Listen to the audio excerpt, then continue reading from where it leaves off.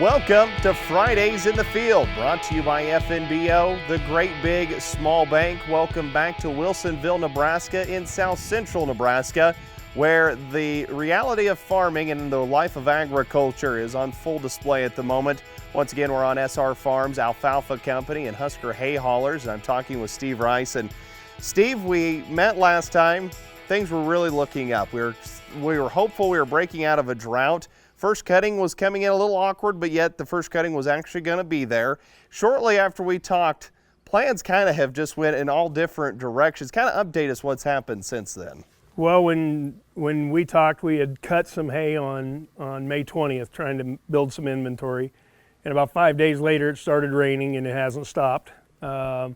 We're experiencing really strange weather, big storms, and throughout the entire month of May and June, we've fought 9 inches of rain in one storm on one farm. Last Wednesday, which should have been the end of June, we had a storm come through Wilsonville that just riddled us with baseball-sized hail, and it hailed for 48 minutes. So we have a lot of damage on the property. We have a lot of crops that are damaged. Unfortunately, the wheat harvest for the guys that have wheat, it wiped that out. And dealing with picking up debris in hay fields and hauling it off and trying to get the hay out of the mud and starting over. And that really brings up that question, that hailstorm that came through, and again, just about a week from when we're talking here today, baseball-sized hail, 48 minutes. When you look at the corn's back to sticks. You look at the soybeans, that's almost non-existent. For an alfalfa plant, for an alfalfa crop, something that fully intends to be cut, regrown, what happens in that situation? Well, a lot of the time you need to get in there and clean off what's left. Unfortunately, we've had wet soil conditions, and we're a week since that storm hit, and we're just now today starting to run some swathers out into the field, try to clean that crop off and get what we can get and get the new crop coming. There may be some fields that we are not able to do that in, and hopefully the plant will just struggle back. I don't think it killed the plant, but it's sure been hard on the lower waterways. We've still got water standing in some places, and unfortunately the forecast isn't looking too good for the next week either. So, on the demand side of it, when we talked that first time, of course, a drought is good for hay quality. You had some really supreme alfalfa that was just green and leafy and looked beautiful.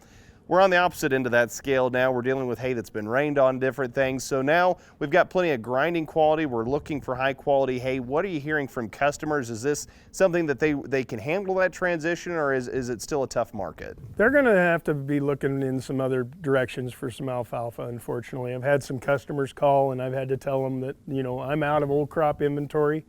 I generally have new crop, we're talking about July. And I don't have any new crop dairy quality alfalfa this year yet. So the grinding market has softened a little bit. You're not looking as near as high a price for the grinding hay as what it was there 2-3 months ago.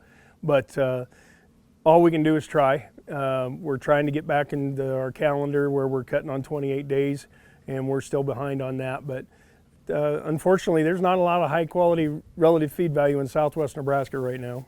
The Nebraska Alfalfa Marketing Association, you talked about it in our last episode, in situations like this where now clients both on the farming side and on the buying side, they're facing it. Is this where NAMA can really help kind of step up and help connect people? Sure.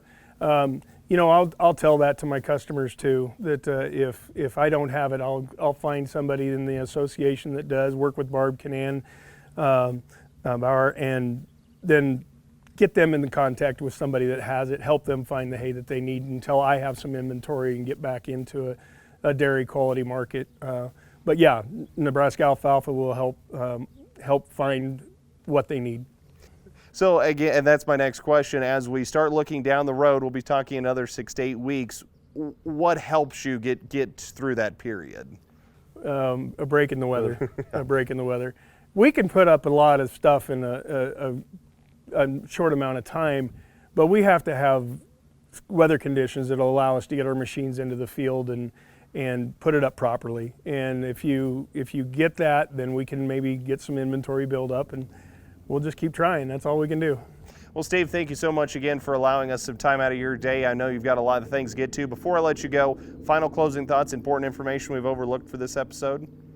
You know, just there's a lot of people in Southwest Nebraska that lost a lot of crops and that are dealing with a lot of things. So, you know, we'll get through it.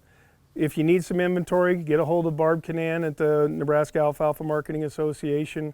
And if you need help moving some of your inventory, she's a great aspect. That organization does a good job. So that's what I'd have to say today.